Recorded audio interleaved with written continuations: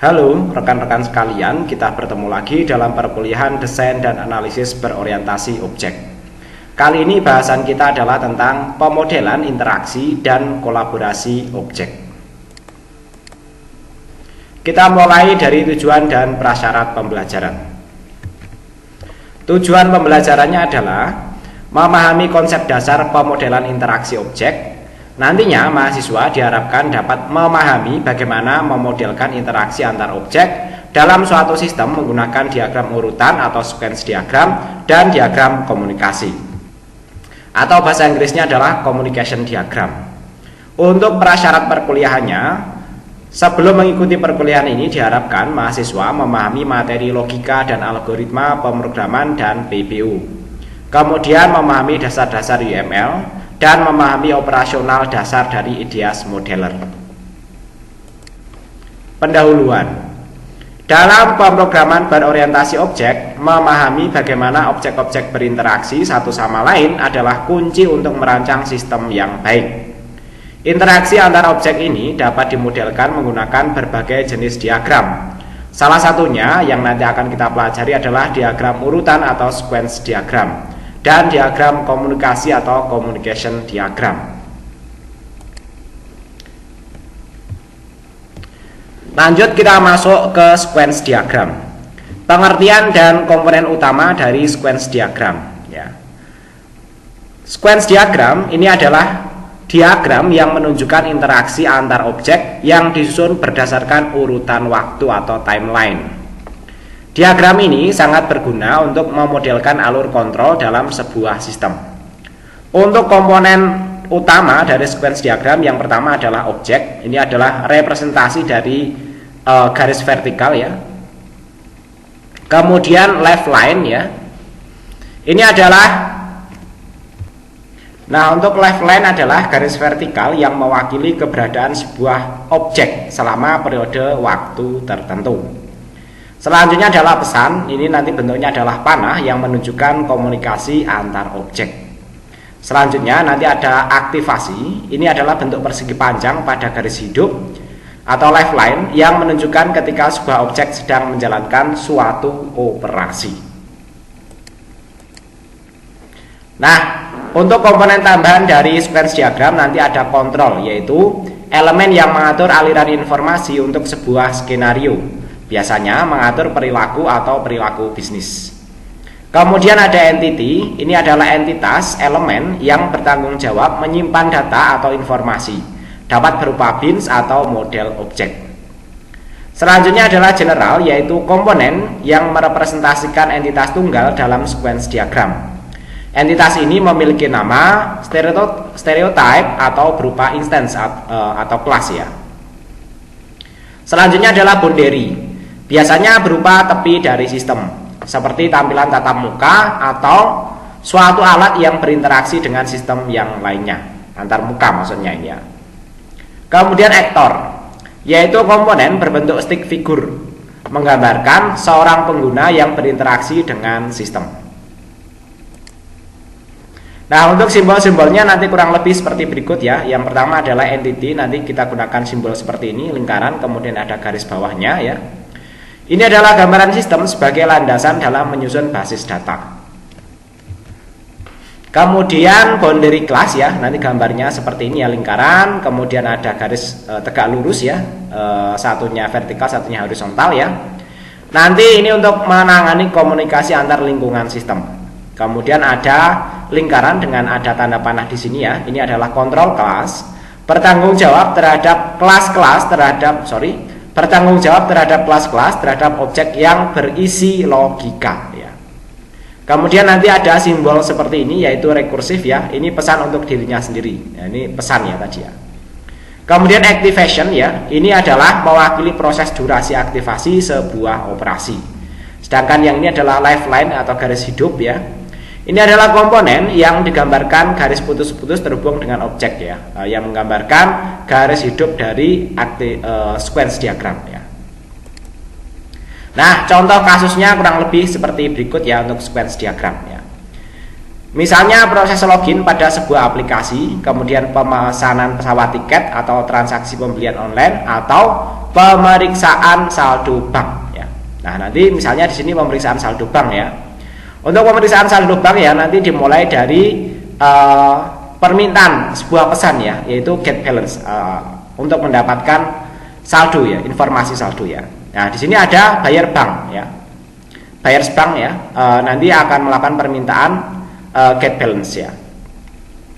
Kemudian dari akun ledger atau buku besar ya, nanti dia menerima pesan ya, nomor dari akun atau nomor rekening banknya, dan nanti dia akan mengembalikan nilai nomor rekening yang diminta ya.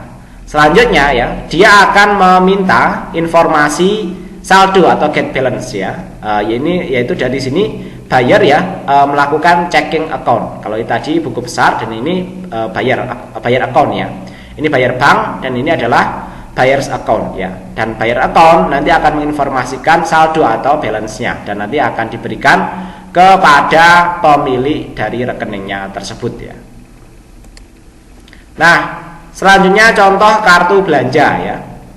Sequence diagram ini diawali dengan kegiatan pelanggan mengirimkan perintah atau message ya di sini ya kepada lifeline kartu belanja. Kemudian lifeline mengirimkan message kepada lifeline yang lainnya ya. Jadi nanti pelanggan ini digambarkan dengan stick figure ya. Kemudian dia mengirimkan pesan ya, membuat ini ya kartu belanja ya. Kemudian kartu belanja akan mengirimkan pesan kepada bagian order ini ya, yaitu get total, yaitu meminta informasi total belanjanya ya. Kemudian ya dari order ini nanti akan meminta di bagian item barang ya, yaitu get price ya, dan get price nanti akan mengembalikan informasi item price ya. Nah, selama di sini ini adalah garis hidupnya ya. Dia get item barang ini masih terus hidup ya sampai bagian order ini dia akan melakukan kalkulasi totalnya ya, sehingga nanti kalkulasi total ini ya berikutnya ya di waktu berikutnya akan mengembalikan total price-nya ke sini ya, ke kartu belanjanya ini ya, sehingga nanti di sini sebenarnya ada satu pesan lagi dari kartu belanja ke pelanggannya ini ya. Nah, ini ada satu lifeline pada bagian order yang ditujukan kepada lifeline itu sendiri ya. Ini untuk mengkalkulasi di bagian order ini ya. Message to self atau memberikan pesan kepada dirinya sendiri. Sequence diagram kartu belanja ini menggambarkan 6 interaksi yang terjadi antara objek ya. Jadi nanti objek-objeknya ada 6 ya. 1, 2, 3, 4, 5, 6 ini ya. Ada 6 interaksi ya. Interaksi, bentuk interaksinya adalah pesan yang dikirimkan ya. Nah, manfaat dari sequence diagram yaitu untuk memperjelas interaksi antar objek dalam perintah yang terurut. Jadi nanti urut-urutan kerjanya saat berinteraksi dengan objek-objeknya bagaimana itu nanti lebih jelas dengan adanya sequence diagram ini. Kemudian untuk mendefinisikan urutan kejadian sesuai dengan hasil output yang diinginkan. Selanjutnya untuk memperjelas kebutuhan sistem kepada tim teknis, sebab diagram ini mudah dikembangkan menjadi desain model. Selanjutnya, untuk mengembangkan model deskripsi use case menjadi spesifikasi desain, karena ini merupakan diagram yang paling cocok untuk pengembangan ya. Jadi nanti urutan ya ketika kita mengembangkan sebuah software, urutan penggunaannya nanti seperti apa itu nanti akan lebih representatif kalau kita gambarkan menggunakan sequence diagram daripada hanya use case diagram saja yang merupakan desain dasar. Nah, selanjutnya adalah communication diagram. Pengertian dan komponen ya. Diagram komunikasi ini adalah variasi dari diagram kolaborasi yang menekankan hubungan antara objek dan pesan yang dikirimkan antar objek. Untuk komponen utamanya nanti ada objek yang diwakili oleh sebuah persegi panjang, kemudian ada link, ini adalah garis yang menghubungkan objek untuk menunjukkan hubungan di antara mereka. Kemudian pesan, ini bentuknya adalah panah yang menunjukkan komunikasi antar objek. Kemudian nomor urutan yaitu angka yang diberikan kepada setiap pesan untuk menunjukkan urutan pengiriman pesan. Nah, contoh komunikasi diagram ya, ini ada misalnya proses peminjaman buku di perpustakaan, pembayaran tagihan bulanan, pengiriman email, dan reservasi hotel ya. Misalnya jendela user interface ya, nanti dia membuat reservasi. Kemudian hotel chain ya, dia membuat reservasi ya, dan kemudian pemeriksaan room ya, apakah hotelnya itu nanti ada itu ya, ada roomnya ya.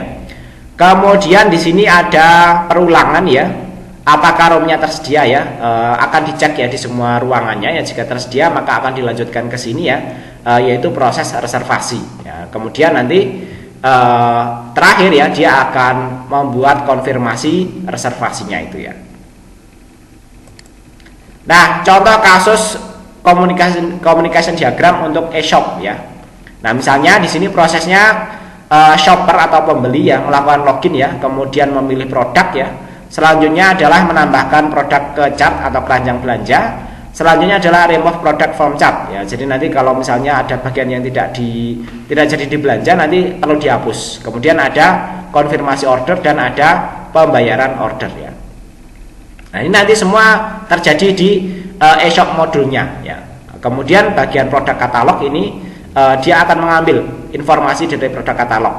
Kemudian detailnya ya, produk page ya, dia juga akan mengambil informasi produk detailnya.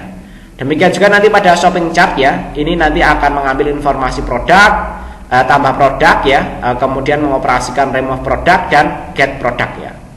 Nah, di sini ya, dia juga terkait dengan ini bill atau tagihan ya. Kemudian ya, order controller ya, atau order controller ya, nanti akan mengkonfirmasi pemesanan dan akan juga membuat pemesanannya itu sendiri ya. Kemudian di bagian payment gateway-nya atau sistem pembayarannya ya, nanti akan menginformasikan pembayarannya sukses atau gagal ya.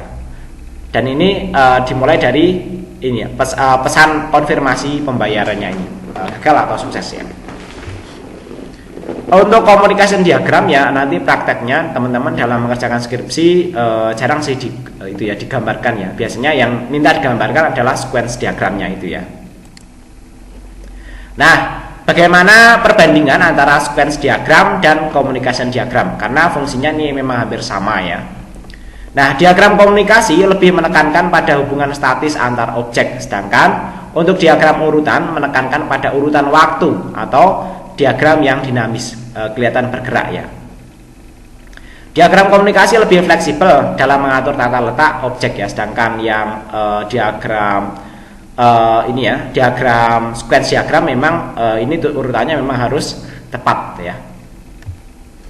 Nah, sehingga nanti untuk ini ya sifatnya fleksibel ya, tapi nanti efeknya adalah bias, nanti multitafsir. Bagian pengembangan sistem itu nanti akan lebih kesulitan ya membaca ini dan menginterpretasikan menjadi sebuah program. Sementara yang sequence diagram itu nanti gambarannya lebih jelas ya, sehingga nanti untuk eksekusi menjadi sebuah program itu nanti akan menjadi lebih enak ya bagi pengembang atau bagian programmernya ya. Nah, selanjutnya kita lihat di sini interaksi antar objek dalam sebuah sistem.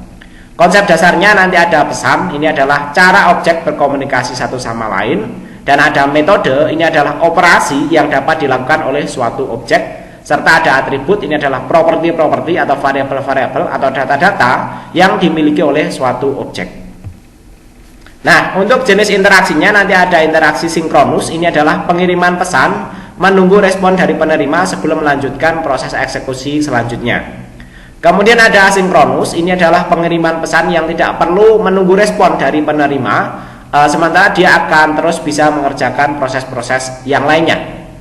Kemudian ada interaksi simpel, ini adalah pesan yang hanya berisi data saja ya, tidak perlu terkait dengan respon dari itu ya, penerima data. Kemudian kompleks, ini adalah pesan berisi data dan panggilan ke metode yang lainnya.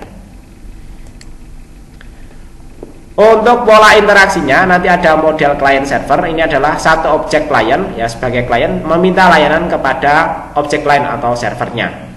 Kemudian ada pola interaksi publisher subscriber, ini adalah satu objek publisher mengirimkan pesan ke beberapa objek lain atau subscriber yang berminat. Kemudian ada interaksi peer to peer, ini adalah objek berkomunikasi secara setara ya. Satu objek sebagai klien sekaligus sebagai server, nanti saling bisa mengirim data ya.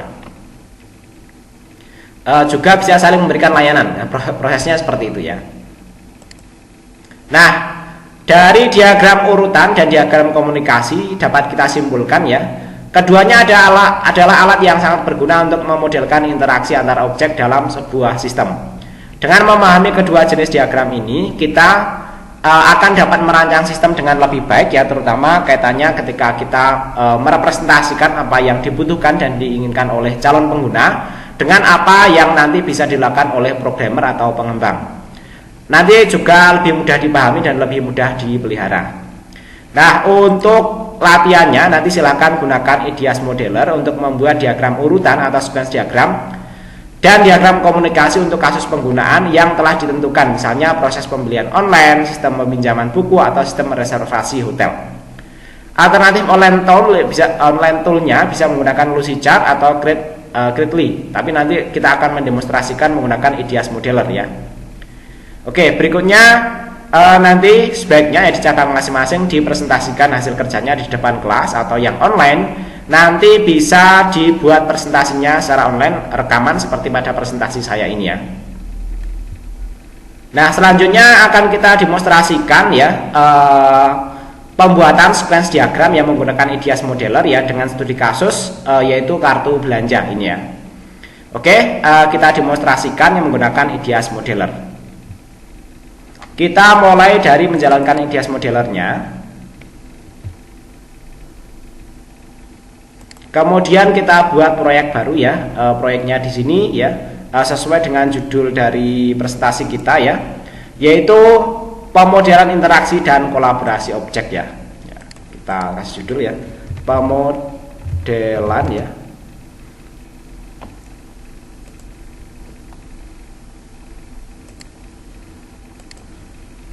interaksi dan kolaborasi objek ya. Nah, ini autornya saya sendiri ya. Dan teman-teman silahkan sesuai dengan nama masing-masing ya. Ini adalah latihan pemodelan interaksi kolaborasi objek ya. Oke, kemudian jangan lupa di save ya. Nah, oke, kita save-nya nanti di sini ya. Pemodelan interaksi dan kolaborasi objek kita save ya. Kemudian di sini kita memilih sequence diagramnya. Nah, dari sini ya, pertama yang kita buat adalah lifeline-nya, yaitu nanti kita isi kartu belanja, order, dan item barang ya.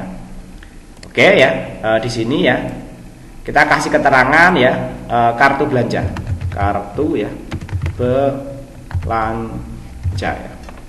Oke, bagian ininya tidak usah kita kasih keterangan ya, seperti ini aja ya.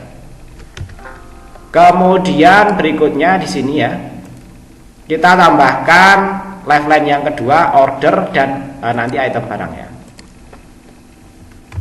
Order ya. Nah, nanti sebenarnya di sini bisa kasih keterangan ya, aplikasi apa, tampilan window-nya itu apa. Jadi nanti biasanya kalau teman-teman membuat program, biasanya representasinya adalah ini nanti terjadi di form apa gitu ya.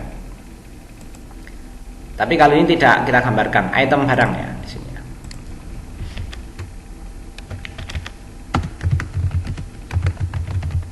Oke ya.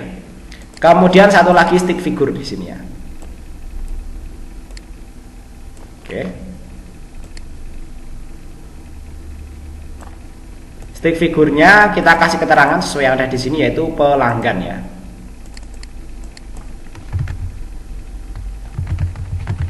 Oke, seperti itu. Nah, selanjutnya ya, di sini kita akan membuat belanja baru ya, dengan masukkan kartu belanja ini ya, atau kartu pelanggan maksudnya ya. Oke, call message ya di sini ya. Keterangannya sesuai dengan yang ada di sini ya, yaitu membuat belanja baru ya, create ya. Create ya. Oke ya. Nah, di sini otomatis terbentuk lifeline ya. Jadi nanti karena selama proses-proses yang lainnya, kartu belanja ini, halaman kartu belanja akan terus aktif ya, maka lifeline-nya dia akan terus ada di sini ya. Selanjutnya dari tampilan halaman kartu belanja ini ya, kita akan mengirimkan pesan get total ke ini ya. Ini tidak harus halaman sih, ke ini ya, fungsi order ini ya. Nah, get total ya, nomor 2 ya. Ini kita kasih nomor ya, biar nanti tahu urutannya ya. Kemudian nanti di sini ya get total ya. Nah, oke, di sini ya. 2 get total seperti itu. Selanjutnya di sini ya dia akan meminta get price ya, dan nanti dia akan mengembalikan informasi item price ya. Nomor 3 get price ya. Oke ya, kalau message ya. Ingat kita naruhnya di sebelah bawah ya. Artinya jangan sampai di atas karena prosesnya ya dari sini kemudian nanti ke sini ya. Di sini kita berikan pesan ya get price ya seperti ini ya. Dan nanti kembaliannya adalah item price ya. Nah, item price-nya harus tepat di sini. Nah, artinya ini kita perlu perpanjang dulu ya, seperti ini ya. Kemudian di bagian kita harus bisa nyeleksi ini ya.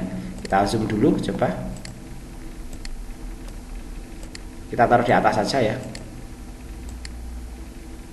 Kita pisahkan dulu aja, kemudian agar ini nanti bisa diseleksi ya. Nah, bisa diseleksi ya. Ini item price ya. Nah, kalau kita kasih nomor yang di sini nomor 3 ya. Sedangkan yang di sini nanti nomor 4 seperti itu ya. Nah, ini baru kita kebawahkan seperti ini ya. Oke, yang penting nanti terlihat urut ya. Selanjutnya ya, setelah dia ya bagian item barang ini ya menginformasikan item price ya, maka bagian order ini akan melakukan perhitungan atau calculate total ya. Calculate total ya. Nanti masih pada lifeline ini ya. Nah, di sini ya kita sebenarnya cara buatnya ya seperti ini ya. Oke. Nah, di sini ya keterangannya di sini adalah calculate price ya. Calculate price ya. Ini yang nomor 5 ya. Kita hurufnya kecil semua aja ya. Oke, seperti itu ya. Nah, keterangannya bisa dirapikan ya.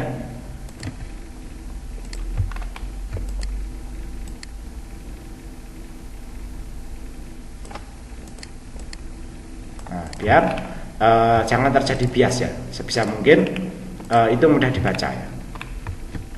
Nah, setelah ada perhitungan calculate price ya, maka dia bisa memberikan feedback ya kepada bagian kartu belanja atau halaman kartu belanja ini, yaitu total price ya. Oke, ini kita panjangkan dulu ya setelah melakukan calculate tadi ya. Kemudian nanti bisa menginformasikan calculate price ya. Nah, di sini ya. Calculate price ya. Nanti ini yang nomor 6 ya, seperti itu. Kita buat kecil semuanya. Nah, jadi nanti kurang lebih cara menggambarkan diagramnya untuk sequence diagramnya seperti tadi ya tahap-tahapannya ya. Nah, setelah selesai ya seperti biasanya kita bisa melakukan ekspor ya. Ini kita ekspor ya. Kemudian kita ekspor image ya. Di sini kita tadi membuatnya yang sequence diagram ini. Kemudian kita bisa klik OK dan bisa memastikan ini kita simpan di mana ya. Misalnya kita simpan di sini aja ya. Nah, agar namanya nanti sesuai dengan yang kita buat ya, ini sebaiknya nanti di rename dulu ya. Rename ya, sequence diagram ini ya, kartu belanja atau kartu pelanggan biasanya ya. Oke, kita coba ekspor ulang ya, ekspor to image ya. Ini tadi bawahnya di output ini ya, kita biarkan di situ ya. Kemudian kita klik OK ya. Oke ya, kemudian nanti kita bisa lihat hasilnya ya di output ini ya. Nah, di ini sequence diagram ya. Nah, ini yang kartu belanja tadi seperti ini. Nanti kalau di paste di Microsoft Word ya, nanti akan bagus hasilnya ya. Nanti dengan background yang putih. Ini bisa kita paste ya, kita copy ya. Nanti silahkan buka editor Word teman-teman sih ya. Misalnya pakai LibreOffice ya. Kalau LibreOffice nanti tampilannya kurang lebih seperti ini ya. Nah, nanti kurang lebih seperti ini, nanti jadi bagus ya. Nah, nanti hal yang lainnya misalnya mau diratakan, dirapikan itu masih bisa ya. Baik, kurang lebih demikian pembelajaran kita kali ini, mudah-mudahan dipahami dan bermanfaat. Terima kasih. Assalamualaikum warahmatullahi wabarakatuh.